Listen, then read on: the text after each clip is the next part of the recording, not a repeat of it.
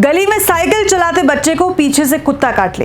रात को ऑफिस से लौट रहे शख्स पर 5 से 7 आवारा कुत्ते टूट पड़े। मोहल्ले की बुजुर्ग अम्मा सुबह टहलने निकली और कुत्ते ने उनका पैर पकड़ लिया। ऐसे किस्से रोज सुनने में आते हैं और सिर्फ सुनने में ही नहीं, आंकड़े कहते हैं कि उत्तर प्रदेश में हर साल लाखों लोग स्ट्रे डॉग अटैक का शिकार होते हैं। इसीलिए यूपी सरकार ने इस पर बड़ा एक्शन प्लान लॉन्च किया है। सरकार ने तय कर लिया है कि इस समस्या को ऐसे ही छोड़ना नहीं है और इसीलिए अब आने वाले दिनों में आपके मोहल्ले के कुत्ते भी होंगे डिजिटल। जी हाँ, क्योंकि उन्हें लगेगी माइक्रोचिप। नमस्कार, आप देख रहे हैं यंग भारत और मैं हूं आपके साथ अंजलि चौहान। यूपी सरकार ने आदेश निकाला है कि हर आवारा कुत्ते को अब माइक्रोचिप लगाई जाएगी। काटने की घटना हुई तो कुत्ते को तुरंत एबीसी यानी एनिमल बर्थ कंट्रोल सेंटर में रखा जाएगा। वहां उसका टीकाकरण यानी कि एंटी रेबीज वैक्सीन और नसबंदी होगी। उसके व्यवहार का पूरा रिकॉर्ड बनेगा, या फिर यूं समझ लीजिए कि अब कुत्तों के लिए भी आधार कार्ड जैसा सिस्टम बनने वाला है। अगर कोई कुत्ता किसी इंसान को काटता है और इंसान ने एंटी रेबीज इंजेक्शन लगवा लिया है तो उस कुत्ते को 10 दिन तक एबीसी सेंटर में रखा जाएगा। इस दौरान उसका पूरा मेडिकल चेकअप होगा, उसे टीका लगेगा और उसकी नसबंदी की जाएगी। उसके बाद ही उसे छोड़ा जाएगा। ये चिप हर कुत्ते के अंदर लगाई जाएगी। इसमें उसकी पहचान, उसका स्वास्थ्य और काटने की घटना का रिकॉर्ड सब कुछ होगा।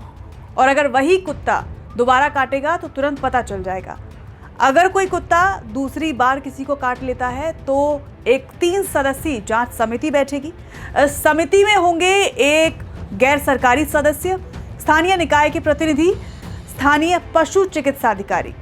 ये लोग जांच करेंगे कि काटना उकसावे में हुआ है या फिर बिना वजह। अगर पाया जाता है कि किसी कुत्ते ने बिना उकसावे के हमला किया है तो उस कुत्ते को आजीवन एबीसी सेंटर में ही रखा जाएगा, यानी उसका जो बाकी जीवन है वो कैदी जैसा होगा, जैसे कैदी का जेल में होता है। इसके अलावा सरकार ने एक और रास्ता खोला है और वो है गोद लेना। अगर कोई व्यक्ति सड़क के कुत्ते को गोद लेना चाहता है तो एबीसी सेंटर में उसका नाम, पता और पहचान दर्ज होगी।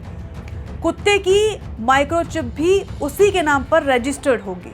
और सबसे जरूरी बात, उसे एक शपथ पत्र देना होगा कि वो कुत्ते को कभी भी सड़क पर नहीं छोड़ेगा।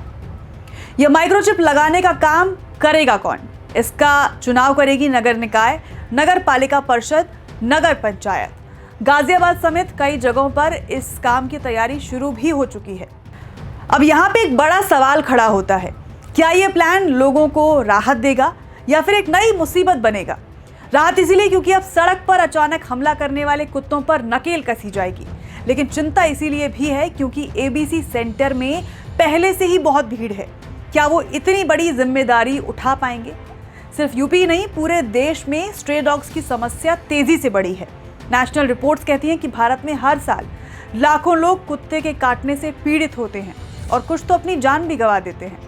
अस्पतालों में सबसे ज्यादा केस रेबीज के खतरे से जुड़े होते हैं।